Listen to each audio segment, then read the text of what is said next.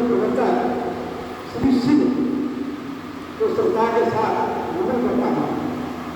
माननीय विभाग विधायक पुरोहित जी, प्रधानाचार्य महेश जी, संजीव जी, आचार्य बंधु, भैया एवं मातृशक्ति, आज का यह दिवस हम दो शब्द है अंतर्राष्ट्रीय और अंतर्राष्ट्रीय।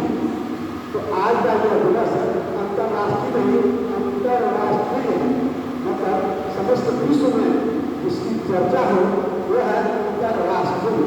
तो इस योग दिवस पर हम और आप इस प्रांगण में उपस्थित हैं। इस कार्यक्रम में आपका अभिनंदन है, स्वागत है, वंदन है, नमन है। आप निश्चित रूप से आज के इस दिवस पर माननीय नरेंद्र मोदी जी सहज साधना के द्वारा जो है उपस्थित होकर के जो है पहचान कर रहे हैं, इसके लिए आप धन्यवाद के पात्र हैं। साझा आपको निश्चित रूप से जितनी बातें कहनी थी वो सारी बातें सुरेंद्र जी ने योग के माध्यम से कह दिया है। व्यवहार के बाद सिद्धांत, सिद्धांत और व्यवहार को चुने है। व्यवहार में हमने सारी बातें सुन ली है। अब सिद्धांतिक रूप से उन सारी बातों को मुझे कहना है। मुझे लगता है उन सारी बातों की पुनरावृत्ति न हो तो हम प्रयास करेंगे उन सभी चीजों को पुनरावृत्ति हम नहीं करें।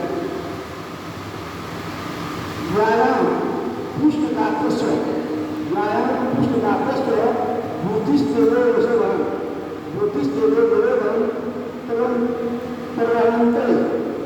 मनुष्य तस्मात् व्यायाम आचरे, तस्मात् व्यायाम आचरे। व्यायाम से शरीर पुष्ट होता है, बुद्धि तेज होती है, यश और बल प्राप्त होता है। यह योग और व्यायाम का सर्वाधिक फल है। विषय है योग, जो कि आज 12वां वर्ष है, लगातार चल रहा है। योग का सिद्धांत तात्पर्य या अभिधा में योग का अर्थ होता है योग। दो करते हैं, चार होता है, तो यह साधारण अर्थ में इसका अर्थ है योग। लेकिन जब ज्योतिष तो आप कहेंगे वह योग का कहेगा अर्थ समय, वह काल योग कहेगा, अमृत योग कहेगा, अमृत योग कहेगा, उस शब्द का प्रयोग योग में।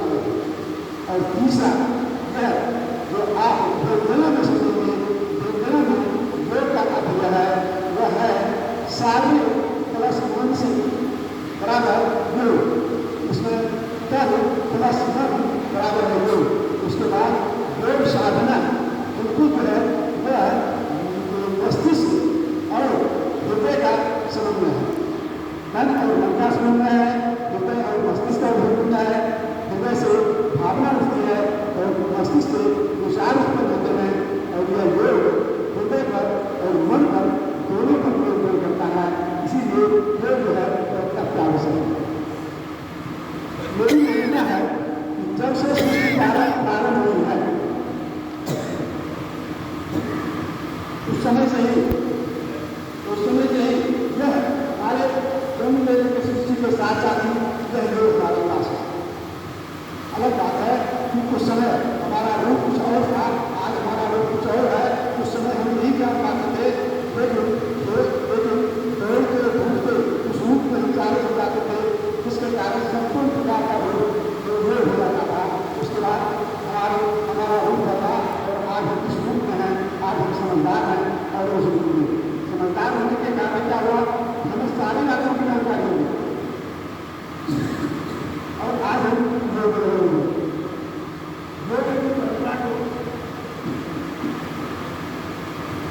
की परंपरा को ऋषि मुनि से पतंजलि निश्चित रूप से मान्यता है। देखिए पतंजलि के गुरु भी कई लोग हुए हैं, साधक हुए हैं, इसका नाम अभी आपको नहीं बता पाएंगे। हो क्या था, योग की सतत की सामग्री मेरे पास थी, उसे भूलना सकता याद है। तो जो पतंजलि के पहले के साधक थे उनका नाम मैं नहीं बता सकूंगा, लेकिन पतंजलि के गुरु सारे साधक थे और उन्होंने प्रचार किया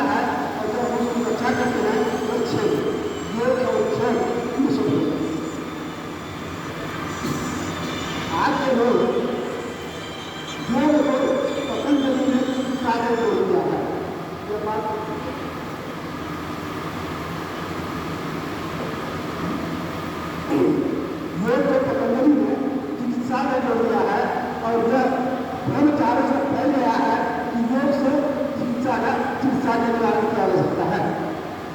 लेकिन यह योग का एक पहलू है। यह योग का पहला पहलू है जिससे चिकित्सा होती है। यह योग सिर्फ चिकित्सा के लिए नहीं है। यह योग जीवन की पद्धति है।